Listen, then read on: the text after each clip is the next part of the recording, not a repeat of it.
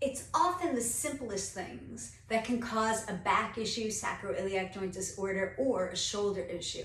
One of the things that commonly happens in Pilates that causes these things or perpetuates them for teachers and clients is how they get feet into straps. So most people are taught, keep your feet up on a foot bar and push with one leg and bring a foot up into the strap. Well, the common problem with that is when people do that, they go with a cockeyed pelvis. And when the pelvis is cockeyed and one leg is stretched up, that's a great way to pull the sacroiliac joint out of place. So people get sacroiliac joint problems from that or perpetuate them. It also can kind of give you a gitch in your low back. And so that's not a great way to get into straps. And you say, but why does everybody teach that? I don't know why. You'll have to ask them. So the other way is that often people hold on to straps and they pull on them. They pull forward and then they lift their hips up and put their feet into the straps.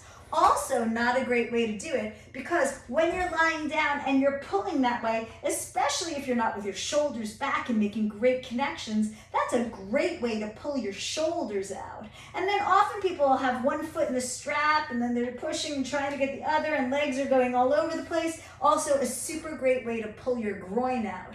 So with that, what do you do? Well, if I'm teaching and I'm hands-on with a new client, then I hold on to the straps. I keep the carriage still, meaning I don't do anything. I say bend your knees into your chest and then lift your hips, bring your feet to the straps. Yeah, I don't pull it to them. I just hold it strongly and help them put their feet into the straps, then bend your knees and have a seat. Then, what if you have a client who could do it on their own? Well, they hold on to the straps, like this would be an intermediate client. They hold on to the straps, keep the carriage still, lift their hips, and bring their feet up to the straps. What if you have a client who can't lift their hips up and bring their feet into the straps? Well, hang on one second, I gotta grab a pair of shoes so that I can show you.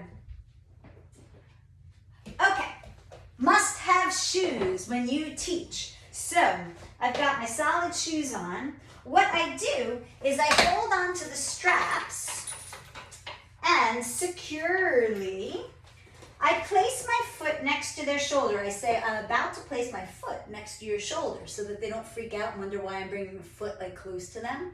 And I keep my straps to the side. Then I use my leg to push the carriage out and my body weight to pull on the straps. And then I say, lift your feet into the straps one at a time. Then they've got the feet into the straps, bend your knees in, and they're there already. That's a really great way to get people into the straps. Let me show it to you from the opposite side. You can say hi to Whitey. She's a Pilates superstar. Oh, she's my client. So with my client Whitey here, awesome. I can hold on to the straps. Don't hold the loops in this loop because that's where their foot is going to go. You have to hold on to like 2 loops and 2 loops. And again, I place my foot, see where I'm putting it? Next to their shoulder, next to the shoulder block, and boom, I could put the straps on Whitey's feet.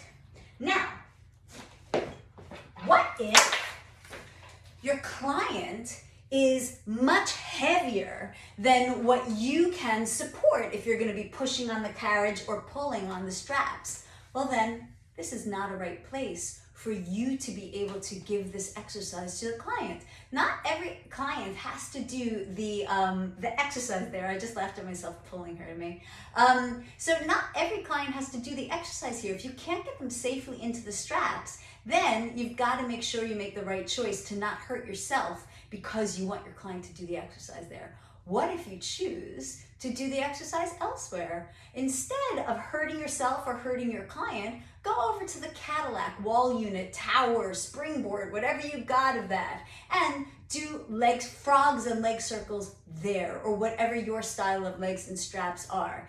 And use supportive enough straps, or rather supportive enough springs for the client that you're working with. So be smart, be safe. If you have questions about pushing one foot in the foot bar and lifting a foot up or pulling with the straps, ask the person who taught you that. Why would we do that when a person can pull their sacroiliac joint out or hurt their shoulders? And you might say, or they might say, well, that wouldn't happen, or that would be so rare.